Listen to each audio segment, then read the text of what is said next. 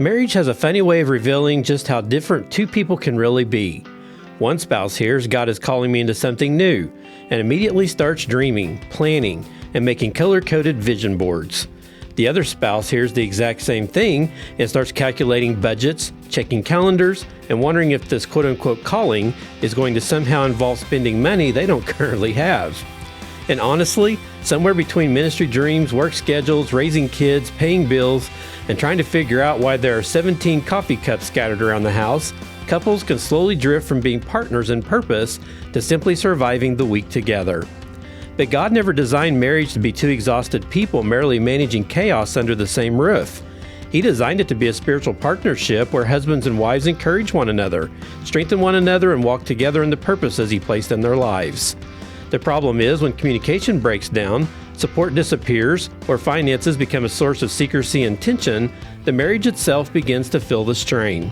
One spouse feels unseen, the other feels misunderstood. And before long, conversations about calling, money, dreams, or responsibilities can start sounding less like teamwork and more like emotional dodgeball. This week, we're talking about what it truly looks like to support your spouse spiritually, emotionally, and practically, whether that's encouraging their God-given calling or stewarding finances together with wisdom and unity. Because healthy marriages aren't built by two people fighting for control, they're built by two people learning how to trust God and move in the same direction together. When couples stop competing against each other and start partnering with each other, marriage becomes powerful. Welcome to Marriage Life and More. This is a podcast about marriage, Bible, and book studies. We interview people with inspiring stories. I'm Daniel Moore, your host. Over here next to me is my beautiful co-host, my wife, Michelle. Hey, hey. Thank you for joining us this week. If you're not familiar with our show, check out our website at marriagelifeandmore.com for the links to our platforms. We're also on YouTube and Rumble as well. We're also on your Alexa and Google smart devices. You can also visit us on social on Facebook, Instagram, and X at CT Gap Online. If you're a fan of our show, please subscribe. Feel free to leave a comment on our platforms. Give us a thumbs up or a 5-star review on Apple Podcast, and we'd be thankful to you for doing that. Well, last week, as we continued our series on marriage as a mission, we're in episode 9 at this point. We did part 1 of that as we started talking about how our workplaces and the jobs that we have, those things that we get tired of Monday through Friday. We don't like to get out of bed and go retired. Go partake in. Yeah. How all of that actually can be used as a mission field. How, those jobs, God's blessed us with those, and that's the way that He's blessed us with sustaining our life on a daily basis and the things that we have. I mean, all of that hinges on that job that He's given us, and it's up to us on how we walk into that, whether if we look at that as a burden every day or if we will actually take that and decide how we're going to use that as a mission field for Christ and to minister to the coworkers that we have around us. Well, this week, we're going to go ahead and jump into part 2 of this discussion and finish up that episode as we get into part 2 of work, calling, and shared purpose.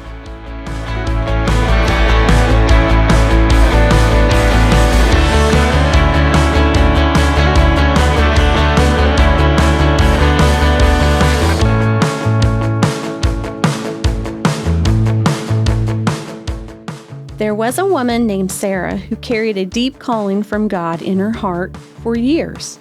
Ever since she was young, she felt drawn toward helping broken and hurting women find healing, restoration, and hope through Christ. She dreamed of leading women's outreach ministries, praying with women carrying hidden pain, and reminding people that no life is too far gone for God's grace.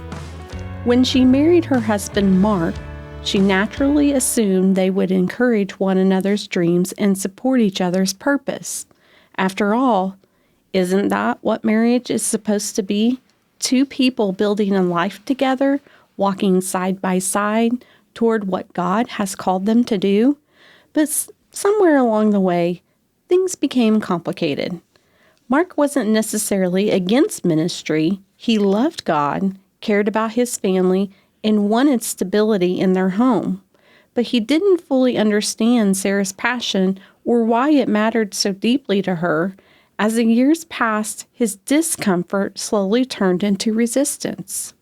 Sometimes it came through subtle comments like, "Do you really need to be involved in all of that?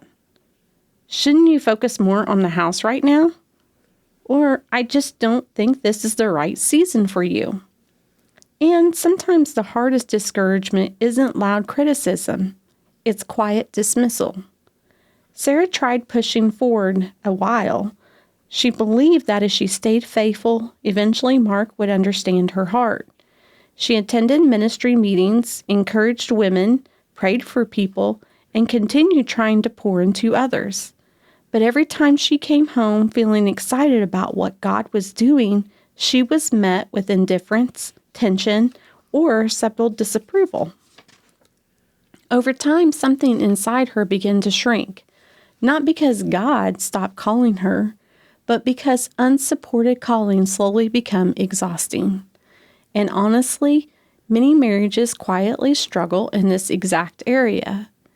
One spouse feels passionate about something God placed in their heart, while the other spouse feels confused, insecure, neglected, or even threatened by it. Sometimes it's ministry, sometimes it's a business dream, sometimes it's serving, teaching, mentoring, creating, fostering, leading, or stepping into a purpose that they've never fully explored before. And if couples aren't careful, they begin pulling against each other instead of growing with one another. This is a spot I think that a lot of couples sometimes don't think about when they get married, because as we get married, we think that we're going to automatically be behind each other's thoughts and dreams and the things that come up within our marital relationship. But one thing that I can say, as you read that story, there's so many different emotions, I think, that I kind of felt as you read that with how she could probably be feeling. Because I know the one of the biggest things for me, and what we've talked about this before, I do crave you to be supportive of me. And I think that with the things that you do, you really hope that I'm going to support you in the dreams and the ideas that you have. And we know that as we come into a relationship, you got two different personalities, you got two different people with two different thought processes, and all of these differences have to come together somewhere in the middle and make sense somehow. And if both spouses aren't on board to encourage each other in whatever those areas are, and some of those might even be gifts. There's gifts that spouses have sometimes that God calls them to do certain things because he has blessed them with a gift to be able to do that kind of thing. Well, some spouses are so inconsiderate if they don't really look at it that way or don't understand, maybe it's something off the wall and they don't see how that could be a gift, then they could actually potentially be a barrier for that other spouse to be able to move forward in that calling that God has created for them. And I know, back when I first started getting the idea of doing this podcast, it's about 6 years ago at this point. It's hard to believe it's been that long. But, one of the things that I had to pray through a little bit when I decided to do this, and I felt like this was the next season that God had me in, back then it was something I did on my own because you weren't a part of it at that time.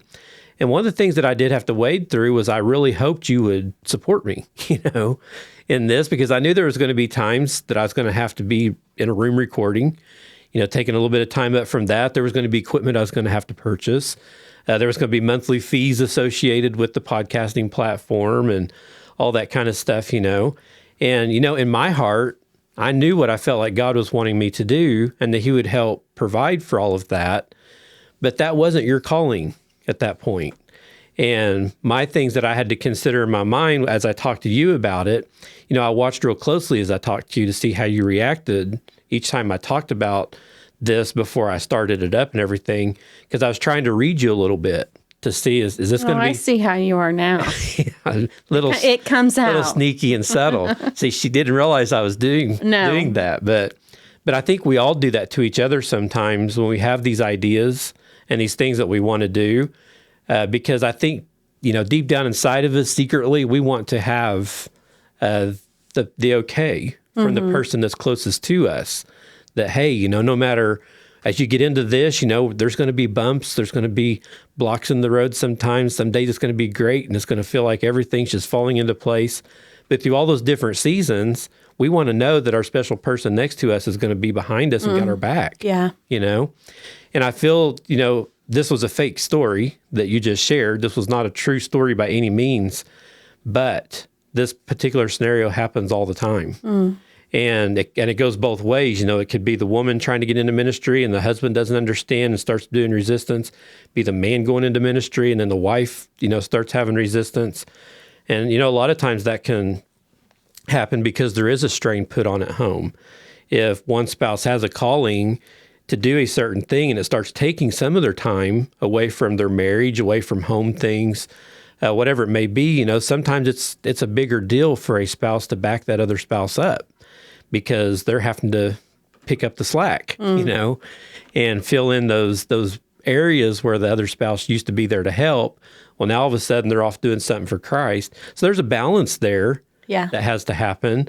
But at the same time, if God has truly put that calling on your spouse's life, but for whatever reason, he didn't pick you or give you that calling to be in that same thing at that season of life, then that means our calling then is to be a support system. Right. And we have to believe in our spouse that they are doing something for Christ and that they're trying to move forward. Right. And I can guarantee you, I wouldn't be sitting here today doing a podcast with you if you had not backed me up in this from the very beginning. You've always been very supportive of what I've done here with the ministry. And as it's continued and as it's grown, I've gotten more and more listeners. And then we felt like, God wanted to use our testimony and we came together. I don't think I would be where I'm at right now if it hadn't been for you being there to back me up on that. And now we both get to enjoy this together and have this ministry together and share in the rewards and reap the rewards of all of this. And I do have my Bible study one still on the side, and you still support me in that. And you give me opportunities. If you need to go record, go up there and get your recording done or whatever. I got this to do or whatever. That really means a lot to me because I know that when I have good days or bad days, even in ministry, because we know that ministry is not always perfect and we have our hills and valleys because Satan does come up against us and tries to fight us. I do know that you've got my back. And, as we continue with this thought process this week, marriage was never meant to silence purpose. It was meant to strengthen it. Yeah. That story you just shared, Sarah began feeling torn between honoring her husband and obeying what she believed God was asking her to do. I mean, imagine being torn between your spouse and God. That would be a very difficult place to be. Meanwhile, Mark felt increasingly disconnected, not realizing that his resistance wasn't protecting the marriage, it was quietly damaging it. Distance crept into the relationship, conversations probably became shorter, resentment became deeper, expectations went unspoken, encouragement disappeared. And, isn't it amazing how quickly couples can drift emotionally without even noticing it first? I mean, it just happens so quickly. And, I can see here where, some spouses have a problem with feeling like that they're inferior, and they start getting a little jealous. A little jealousy can set in. And, I know if a spouse got called into ministry and that spouse was very successful in it, and they started seeing people being led to Christ, they started, mentoring people out of dark shadows into the light and start having all this success, and this other spouse is back here watching all of this, and the more and more this happens, they feel like, well, where do I belong in this? They're getting all the glory, they're getting all the accolades and all that kind of thing. And if they're not into this with the right mindset that God's called them to be their support system, they could get jealous real easy and say, well, why don't I get to do any of that? And then that resentment starts to set in towards the other spouse. And that's not a good place to be, especially when this is a God thing. Yeah. When God has, put this calling there in the first place. So, as we look at the emotional drifting, one day you're laughing together in the kitchen, the next day you're arguing because somebody loaded the dishwasher wrong, or whatever these little arguments are that happen sometimes. And let's be honest, every married couple eventually discovers that there are two kinds of people in this world. The spouse who squeezes the toothpaste from the bottom and the one living completely by faith in the middle of the tube. Marriage has a funny way of exposing differences that we never expected, those unspoken expectations. But beneath those small frustrations are often much deeper needs. We all want to feel supported. We want to feel understood. We want to know that we're still walking together. That's why supporting your spouse's calling matters so deeply. If you look in Matthew chapter 19, verse 6, Jesus said, "So they are no longer two, but one flesh." And that oneness isn't just about sharing a house, a last name, or responsibilities. It's about sharing purpose. It's about learning how to stand beside one another in the things that God is doing in each other's lives. When one spouse constantly suppresses the other's God-given calling, both people suffer. The called spouse feels discouraged and emotionally depleted. The resistant spouse slowly grows frustrated and disconnected. And the marriage loses some of the joy that comes from pursuing God together. You would think that when you look at this thing of having a calling on your life that God's put there, that would be a good thing. But isn't it funny how Satan can take things sometimes and get right in the middle of it, and he can start causing little twisted things to happen, and all of a sudden what's supposed to be a fun thing that God's laid upon your heart, you're going to touch lives, you're going to pour into other people, you're going to see people walk through things that they never thought they'd make it, but then God delivered them and you were a part of that. How all of a sudden that can just be a burden because you're dragging along so much baggage, and part of that is your spouse because they won't back you up. And this is something that me and you have stated several times through multiple episodes, is how it's our job to support each other and push each other as far as we possibly can into God's purpose. You or I, neither one should ever hold either of us back to what that calling is. And like we've mentioned before, if that means it's time for me to step into the background at some point, or if it's for you to step into the background at some point, we both need to pray through that and make sure where we are on that we're on that same level with where God has us to be, because sometimes God does highlight people. He has a certain thing for a certain person sometime. He wants to use them to change others' lives and to change things. And that means the people that are behind them are there to support them, and then God's putting those people into place to push those people forward. It's not a competition. Right. It's not who can get the furthest, the fastest, and get the most stars on their crown in heaven for the, helping people lead people to Christ. It's not what it's about. So go ahead and share that next point with us. Yeah, when one spouse thrives in their God-given purpose, the marriage becomes stronger, not weaker. Romans 12:6 reminds us we have different gifts according to the grace given to each of us. That includes your spouse. God intentionally designed husbands and wives with unique personalities, strengths, passions, and assignments. Not every calling will look the same, and not every spouse will immediately understand the other's vision completely. But support doesn't require full understanding. It requires to trust God. Sometimes supporting your spouse simply means by saying, I may not fully understand this yet, but I believe God is working in your life and I want to walk beside you through it. That kind of support changes everything because your spouse's words carry enormous weight. A husband's encouragement can give his wife confidence to step boldly into purpose. A wife's belief in her husband can strengthen him during seasons of insecurity and fear. And the opposite is true too. Discouragement from the person closest to you cuts deeply. So what are some things that you feel like God has called you to do that's separate from me? Because we do have our ministry together that we do. And so what are some things that you feel like God has gifted you with that you're able to use for his glory and to push people forward? One I can think of right off the bat is your servant spirit, how you like to host. Do you think I would be a good baker and all that? That's a negative. Exactly. I wouldn't even try it. But when we do have things, life groups or whatever it may be, people come over. Well, take the podcast, for instance. I produce another podcast besides ours. And when they come over to record, guess what Michelle does every time they show up? She bakes goodies for them, puts out drinks. I mean, she's got the smorgasbord laying out there on the counter and takes care of the guest and the host and everybody that does that podcast. And it just floors them that she goes through this, and it's once a month, sometimes twice a month that they come over.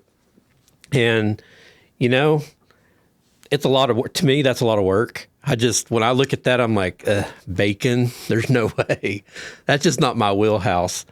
But I sit back and I watch you do it, and how you get so excited when you look at Pinterest or you look at all you're coming with these new recipes and stuff that I've never even eaten before, stuff you've never made before. You get so excited about that, and it just fulfills you to have that final product laying up there on plates and have everything set out there waiting for them. And that makes me proud.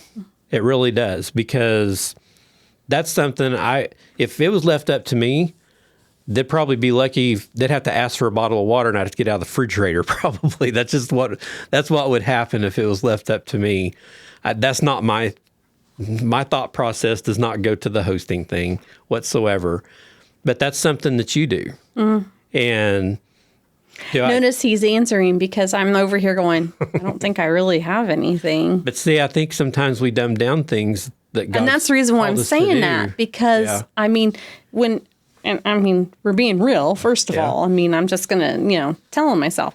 When you did ask that question, I'm over here shaking my head. I'm like, no, I don't really think I have anything. Because in my mind, I think of ministry of like Dan's doing his podcast, or you're an evangelist, or, you're going out in the streets, or, you're doing that. But he's right. We all have it, our gifts, and we all have what we can do for the Lord. It's just, some of us look at things a little bit differently, and it's really hard because I look at him and I'm thinking, oh gosh, I'll never get there, but I do have my gifts, and I have so much compassion. That is one of my biggest things. I have a lot of compassion and love for others. Yeah.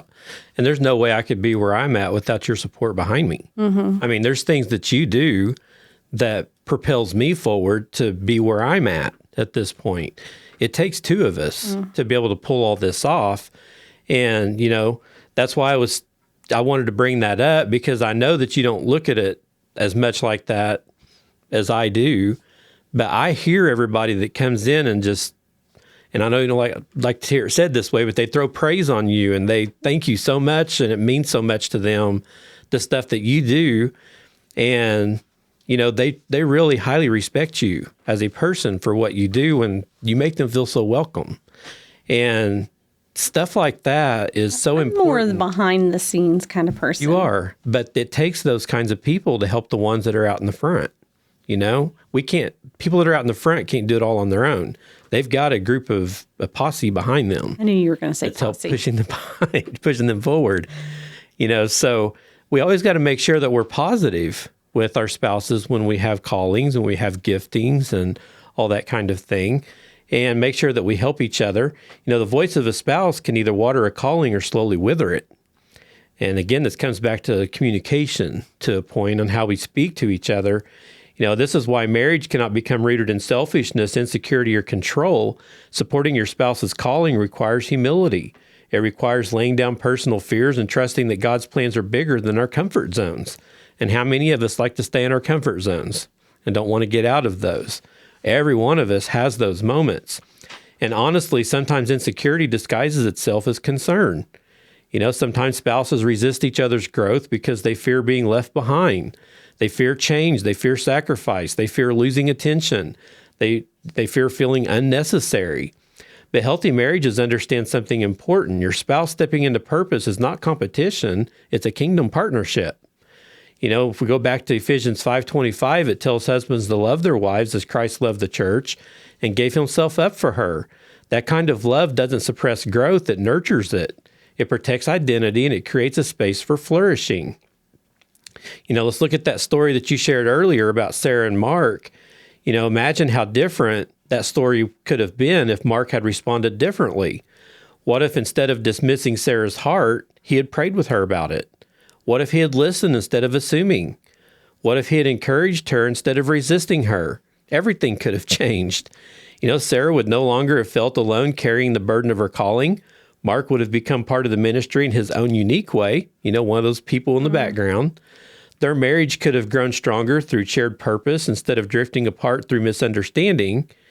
And that's the beauty of biblical marriage. It's not about one person standing in front of the other while the other falls behind.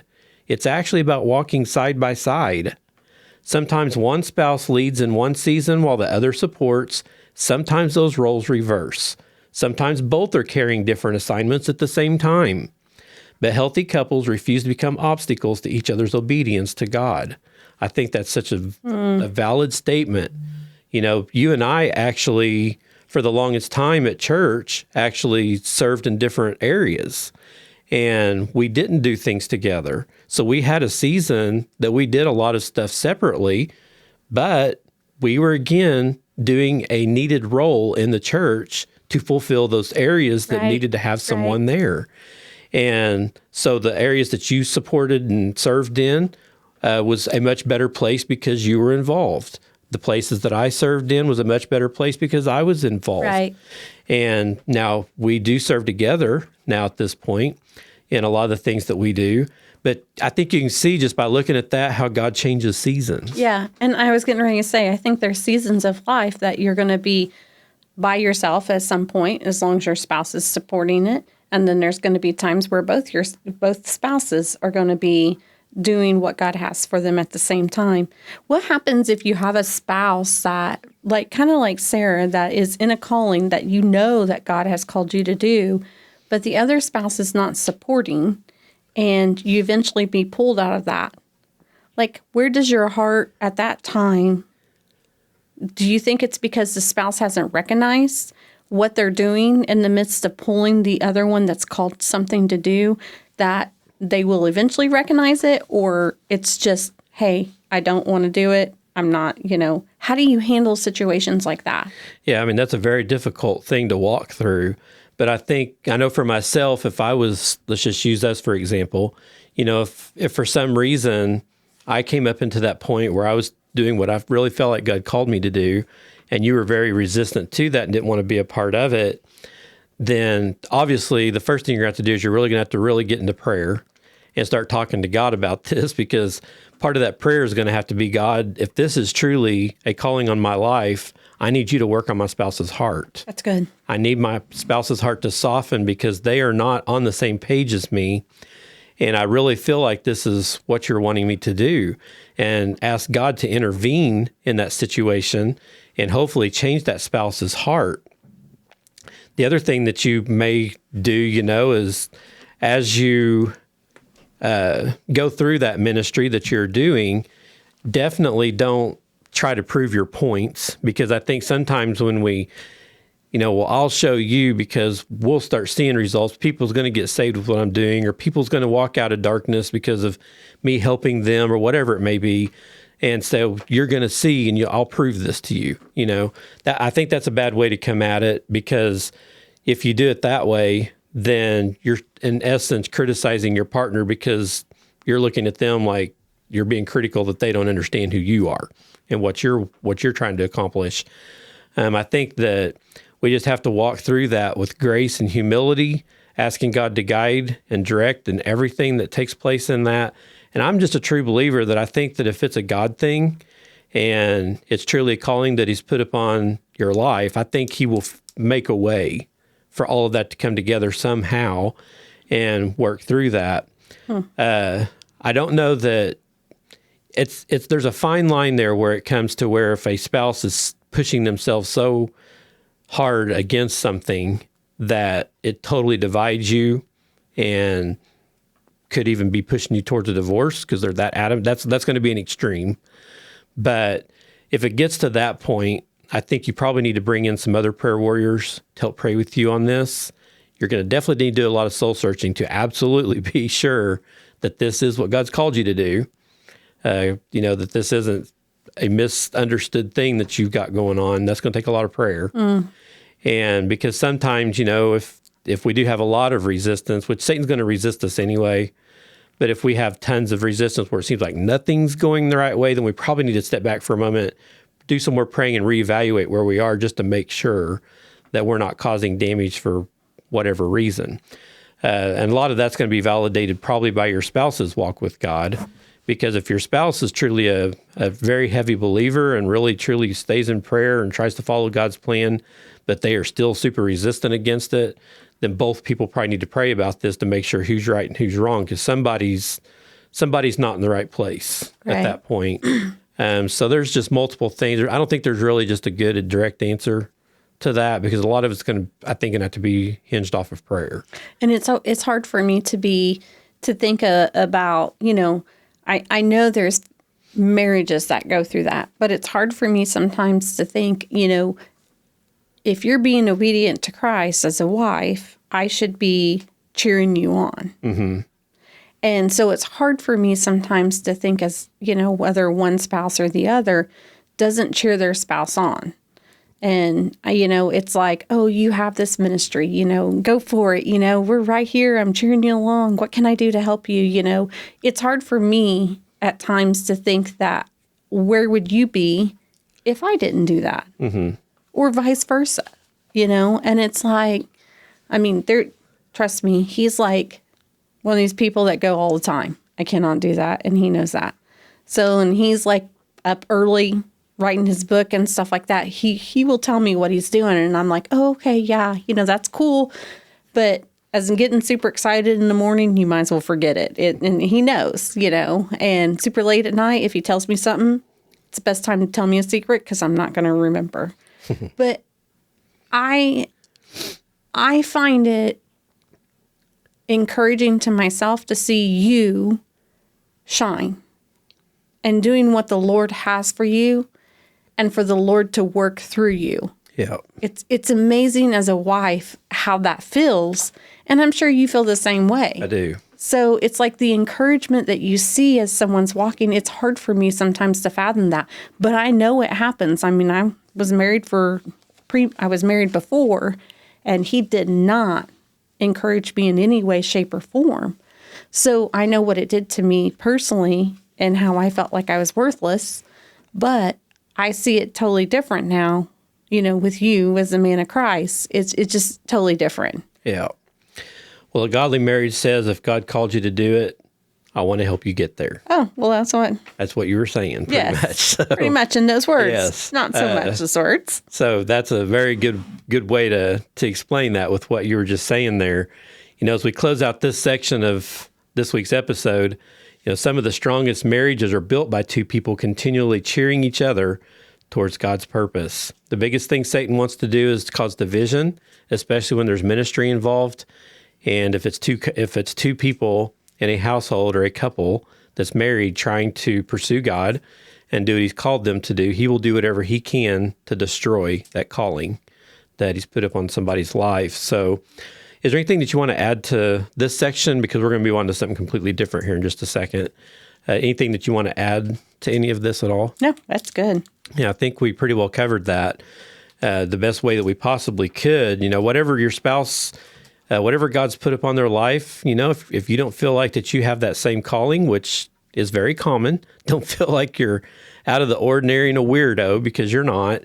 You are two different people. And sometimes God has a different calling for you than he has for your wife. Just Michelle and I, an example, for a big span of years, over the last 15 years or so, and probably even more than that, we've served in total different spots. And it's just here recently in this last couple of years that we've actually started serving together, because God's moved us to a new season.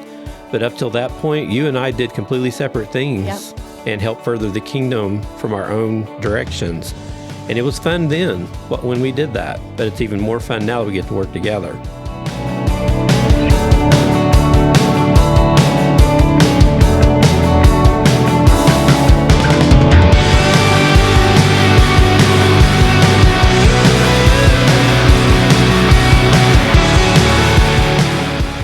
So the next thing we're going to move on to here, which is just a little tidbit of what goes along with work and godly purpose, is finances. And so we're going to look a little bit about stewardship of finances for kingdom advancement.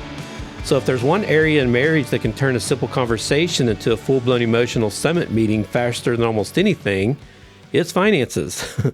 Money has a way of exposing fears, priorities, habits, trust issues, communication problems, and even deeper heart struggles we didn't realize that were there. One spouse buys something on sale because, quote unquote, we save money, while the other spouse stares at the bank account wondering how spending money somehow became saving money. And let's be honest, most married couples have had at least one financial fellowship moment that sounded spiritual at first, but slowly escalated into, so you spent how much at Target? Somehow nobody in history has ever walked into Target for just one thing. But beneath the humor, finances are one of the most serious pressure points in marriage. Studies consistently show that money problems are one of the leading causes of stress, conflict, and divorce in relationships. To add to that, that's actually the number one reason right now in most of the studies that have been done for divorces. And honestly, it makes sense because money is rarely just about money. Money's connected to trust, it's connected to security, it's connected to priorities, to communication, to stewardship, and ultimately it's connected to unity. That's why financial issues in marriage often become emotional issues very quickly. So as we start talking about this week, as we wrap up this episode, finances are, as I said, the number one reason for divorce right now. Out of the top 5, that's the one at the top. Why don't you go ahead and start with the next point there? Yeah, whereas financial secrecy grows, emotional distance usually follows. One of the biggest reasons finances become painful in marriage is because God designed marriage to function in oneness, not separation. Genesis 2:24 says that a husband and wife become one flesh. That oneness doesn't stop at emotions or physical intimacy. It includes every part of life, including finances. Marriage is not two independent people living separate lives under the same roof while occasionally arguing about groceries and thermostat settings. I don't know how we always get with the thermostat setting. I really honestly think you have something wrong with that. No, it's just an example. I'm pointing at him because I know better than that. Hey, we're in finances now. It's partnership. It's stewardship together. It's learning how to build a shared life with shared trust. And when financial transparency disappears, trust usually starts disappearing too. For example, if one spouse secretly builds credit card debt, hiding spending habits, or makes major purchases without communication, the issue becomes bigger than dollars and cents. The secrecy itself creates a breach in trust. Even if the intention wasn't malicious, hidden finances often feel like betrayal because they violate unity. Amos 3:3 asks, "Can two walk together unless they are agreed?" That scripture applies powerfully to marriage finances. Couples cannot move in unity financially if they are hiding information, avoiding conversations, or pulling it in opposite directions. And honestly, most financial conflict in marriage doesn't start with greed. It starts with lack of communication. One spouse assumes, the other spouse avoids. Neither fully explains, and suddenly a conversation about budgeting somehow turns into bringing up something from 2017 that nobody even remembers clear anymore. Because married couples have ability to turn, should we cut back on spending? Into, you never appreciate anything I do. Marriage is wild sometimes, but healthy couples learn that communication around finances must be rooted in honesty, grace, and teamwork, not blame and control. And I think, with this one of the things that really comes between couples pretty quickly is secrets. And this is one of those areas that it seems absurd, but we know personally of people and couples that hide things from each other even now. When it comes to finances, you have one spouse that tries to stay out of it all, doesn't really care. They just let the other spouse handle it. And then you got another spouse over here that's, racking up some credit card debt with a credit card the other spouse didn't even know that they had. And, creating bills and all this kind of thing. And they're handling all the finances. And the next thing you know, you're in bad shape and nobody can afford nothing. The other spouse doesn't know what happened because they never saw it coming.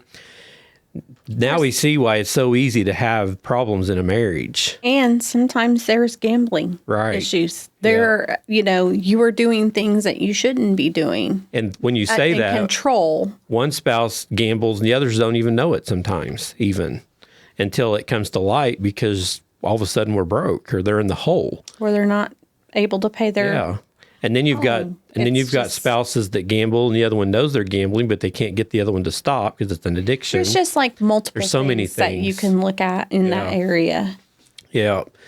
And so we always encourage, we encourage our kids, we encourage anybody we talk to be open. So in our situation, I do the bills. Michelle doesn't really pay much attention to any of that. She just expects them to be paid and all that kind of thing. She stays out of it. It's her personality. But I keep her updated all the time. Well, I work. And she works at a bank, by the way. I can see everything. Yes. So it doesn't, Right. So she can look at our accounts at any moment. But when it comes to bill paying and all that kind of thing, I do handle all of that. But you and I constantly know our money flow. And anytime a purchase is done, I mean, granted, not no $25, $40. Right. We discuss it.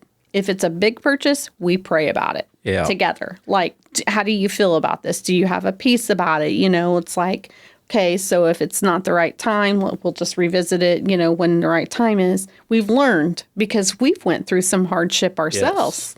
Yes, we've made some bad decisions. Yep. And it hurt. I mean, it was hard on us. Yeah. It was hard on our relationship. Very difficult. Yeah. It's a lot of stress. Yes. And we've heard of some couples doing this before, and it's probably a good rule of thumb. You probably need to have a dollar amount of when the two of you need to converse. Yeah. I think that's it. Because I think the smaller amounts, like you said, $20 or $10 or whatever. 50, whatever, 100, just within reason. Those things, you should be able to make that choice, but there should be a number that if either spouse is going to spend that amount of money, that you agree that, okay, before we do this, let's come together and talk about this and make sure, what the reasoning is, how it's going to benefit us, or walk through all the whole scenario, that get all your questions answered. And once you both feel at peace about it, then go for it. Well, some people may not agree with us on this. They may be like, we have full, complete trust. Our spouse can do this. They know where their finances are. And that's fine. And I think we're so used to working with couples that have issues, when it comes to that. That's why we're saying it. But we just truly believe that we should work together. Right. Because I know spouses that have came home with a new car and it's like, oh, hey, I bought this. Later on, it came back to hurt them. Yeah. And it's like, you bought this without even talking to me. And I can only imagine how the other spouse feels. Right. It's like, was I not even... Like, where do I belong in this relationship? And so I think it's just always important. Now, I know all the passwords to everything. I know when everything's due. I know how to get into it to pay it. Yeah. I'm not someone just stuck in the corner that Dan just like, whatever, I do. Oh, and there was a season that I paid the bills. Right. So, switched back and forth over time. So, things just work. Every marriage has, they will have seasons where they want to pay, and someone may do it for the whole marriage. They just may be better at it. And Dan's better at it than me because I get to squirrel brain. I'm like, oh, wait, I need to go do this. And it's like, oh, I forgot to do that, and it's like, okay, Dan, make sure it gets taken care of. So it's like, okay, whatever. But one of the reasons that this does come up in marriage is because, financial unity, really, if you think about it, it's a lot less about controlling money. It's really more about protecting trust is really what it comes down to on the bottom layer. Another major challenge couples face is simply having different financial personalities. This usually causes issue. One spouse is naturally a saver. The other is naturally more spontaneous. And with every marriage, you almost always have this. You have a saver and a spender. What happened to us? That's pretty common. I don't know. I have a tendency, I'm actually kind of in the middle because I do like to save, but then I do spend, and we're both the same way on that. We're both kind of the same on that, but I think that's came with years of being married, and we don't have kids really anymore that we support, and we have our dog. We both work. We have Mr. Wilford. He's our most expensive dog. Right. We spend everything on him. Yeah. But you're right about that, having the personalities, but I think it's good because I think the diverse of both of them, but yet at the same time, they have to work together. Yeah, it can be a bad thing or a good thing, depending on how you handle this. One person may want detailed spreadsheets, budgeting apps, and a 5-year financial strategy. And the other says things like God will provide. It's like, but we got to be fair about this because God absolutely does provide, but that doesn't mean Amazon packages or spiritual warfare exemptions. Different personalities aren't the problem. Every marriage brings together two different people with different backgrounds, habits, and perspectives. The problem happens when couples stop working together. Ephesians 4:9 says, 2 are better than one because they have good return for their labor, and that includes finances. When husbands and wives handle money, often as a team, with prayer, wisdom, accountability, and communication, there's peace and strength in the home. But when spouses work against each other financially, confusion and frustration quickly follow. And there's a lot of scriptures about stewardship. We talk about stewardship a lot in this marriage series and all different areas of our marriage, but money is a big one. Proverbs 21:5 says, the plans of the diligent lead surely to abundance, but everyone who is hasty comes only to poverty. In other words, financial peace usually doesn't happen accidentally. It requires intentionality. Budgeting isn't unspiritual. Planning isn't lack of faith. Communication isn't controlling. Those things are actually wisdom. God calls couples to steward resources faithfully, not fearfully, not selfishly, and not recklessly. That means healthy marriages learn how to pray about financial decisions together, discuss major purchases openly, set goals together, save together, give generously together, and trust God together. Because money handled God's way strengthens unity instead of weakening it.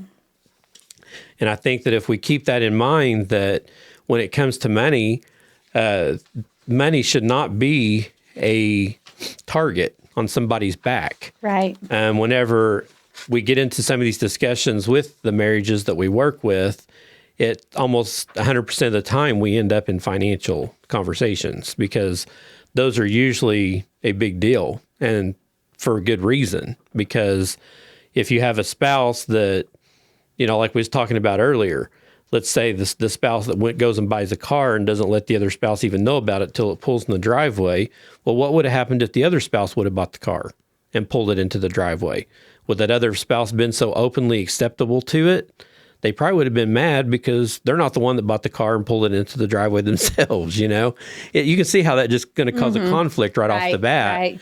What's good for one person is not good for the other. That's not how that works here. Both people have got to be on the same plane with this. Right. Another point here is a budget may organize your money, but agreements protect your marriage. So we have to remember that even if we do budget, we have to come to agreements with how we handle our money, right? Because that budget's not going to work. We've got to make sure that we stay on the same page with everything. There's a verse in Proverbs 27:23 that says, "Be diligent to know the state of your flocks." And if you look at that in today's language, that sounds more like know what's happening with your bank account before the overdraft notification becomes your morning devotional. We don't need those overdrafts coming in all of a sudden. And one spouse is like, what in the world's going on? Both of you have to be in the conversation. And that way, whenever you do get things, if things do happen and you're communicating on things and in agreement on things, that'll change the atmosphere completely. So it'll be, instead of you saying, why did you spend this? The conversation then becomes, how do we move forward wisely together? And when you come in at it at that angle, then that shift matters in the relationship. So we're getting close here to needing to wrap this episode up. So we have one more point here before we get to the point to close it, and that's healthy financial conversations sound less like interrogation and more like partnership. And again, this comes back to communication. When couples pray together over finances or invite God into decisions and commit to honesty with one another, something powerful happens. Your trust is going to grow. Right. Your peace is going to increase. Mm-hmm. Fear is going to lose control, and unity is going to become stronger. Because of where we're at with where we are in our finances, that's not a struggle that we have, thank goodness. We don't get up every morning so stressed out, worried about where the next bill payment is going to come from and all this kind of thing, because we know where we are. And it is easy to get yourselves into trouble. It's Michelle and I have to watch it constantly and keep track of where we're at as well. It's not easy. Finances is not an easy thing. And especially when one wants to give something or buy something. Yeah, it definitely, it makes it difficult. But we just got to remember that the goal in this is not perfection, and everything that we do and all the decisions that we make, the goal is unity. Right. It always comes back to that. Good. Regardless of what happens in your marriage, you both need to be unified in it and make sure that you both come to an agreement. So this is a way deeper subject than what we're even going to get into. This just kind of touches a little bit on some of that as we look at our marriage being a mission field and how our work plays into all of that with our finances and all of that kind of thing. So did you have anything that you wanted to add to this one as we move on? No. I think really the biggest thing that we can say as we work with other couples and that kind of thing is be open and transparent. Actually, that's funny because I was going to say be open with your spouse. Yes. You and I both know how important that is, because if you keep those secrets and those secrets come out later, imagine what that does to your trust. Yep. It becomes a domino effect. Yeah. And sometimes those things are very hard to repair when that happens. Because if you're willing to do that in finances, that means you're probably holding back secrets somewhere else. And it's going to open up a big old can of worms that you're going to have a hard time digging yourself back out of if you're not careful. And I think, with us and what God has the expectations God has of us in our marriage is He wants us to be open with each other and honest and be together with integrity. And that also comes to our finances as well.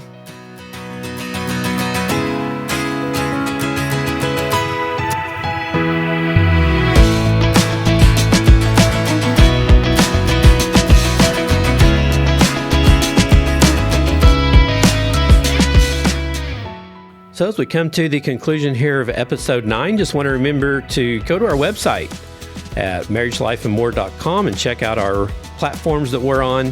Please subscribe and share these episodes to people that might need to hear these and help them in their marriage. And don't forget, you can also get a copy of the book that we have out on this, Marriage as a Mission. You can go to our website and pick that up.